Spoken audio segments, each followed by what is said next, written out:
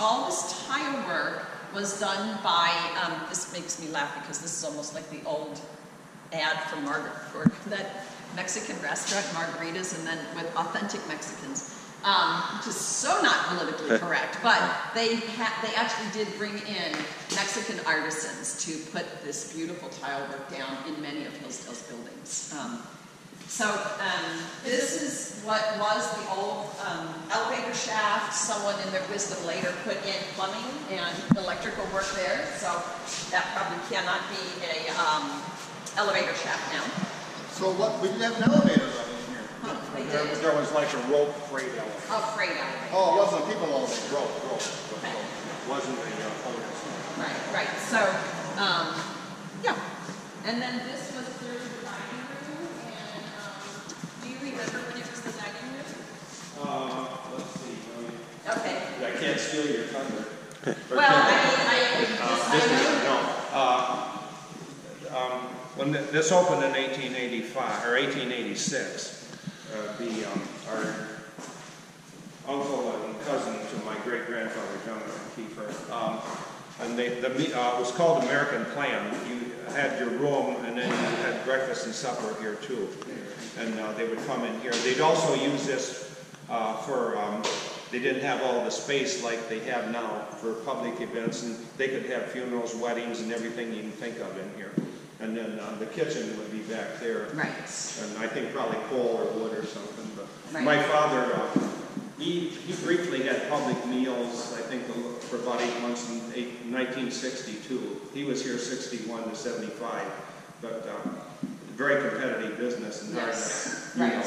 Absolutely. And so I think we had parties and banquets and maybe a wedding party or something. But anyway. And I think that's the current plan, that if it was developed as a hotel, that they would want to be able to use this space to also have wedding receptions. Right. I think when it's all down out the tables and this floor was refinished like we had done.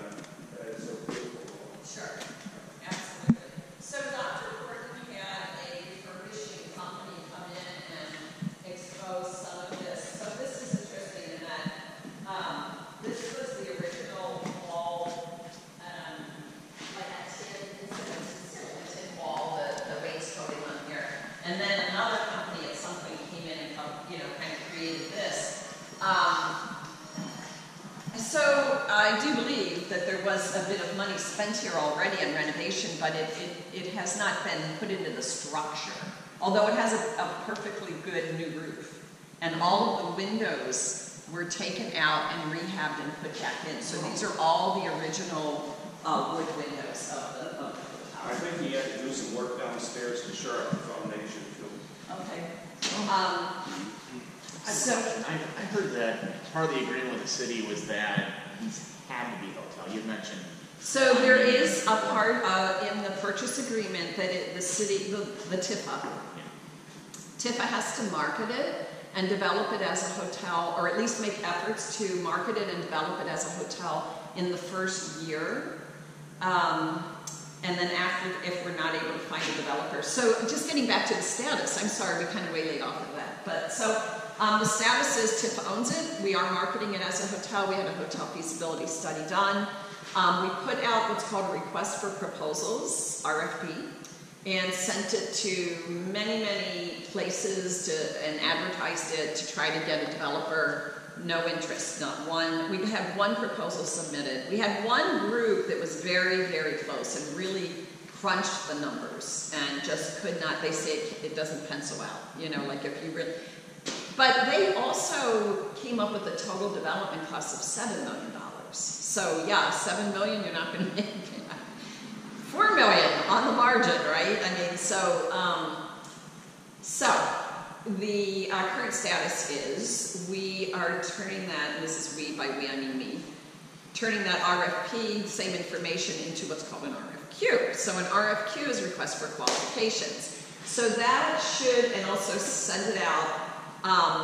And what's holding that up is I'm doing a lot of research on trying to get at individual developers, like more of a, okay, this guy did the LaSalle Inn in LaSalle, Indiana, let's talk to him. Like a much more targeted find people who act, you know, not this blanket Michigan Builders Association. I mean, that's going to go out again too, but you know, it's unlikely that the average kind of hotel project developer is going to look at this and go, oh man, that's the place to make my million. It's not going to happen. So, Yeah, Bill Marriott's not going to be dying to get in here, right? right. So, Bill Marriott. Oh, or. Yeah. Right. Right. Right. I mean, it's just not that kind of project. So also there is a thing called top hotel projects, though, that, you know, if you work hard enough, you can get into their database, which took me a while to figure out, but I did. And so I have been looking there, which is kind of a middle ground of looking. You can actually sort all of the hotel projects that are in that database, and there are like thousands, by small boutique hotels, so like 50 rooms or less. And then I kind of sorted by the Midwest. So that developer that did that historic inn in Buffalo may be interested in historic inn, you know. And then, of course, I've got everyone at the college that I know looking for people that love the college, also that might love Hillsdale, you know, and do it. But again, so that's where it's at. We're still trying to find a hotel developer.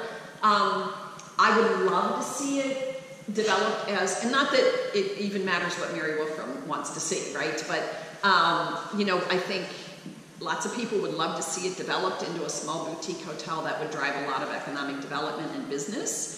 But I don't want to see it developed into a hotel that goes out of business in 5 years or 10 years, okay? So if it's going to be more successful as a condominium complex or a set of apartments, then that's what we should do. And no one can look in that crystal ball and know that for sure. But the fact that they can only get $56 in RevPAR is a pretty clear crystal ball to look at, right? So, Well, I agree. You want something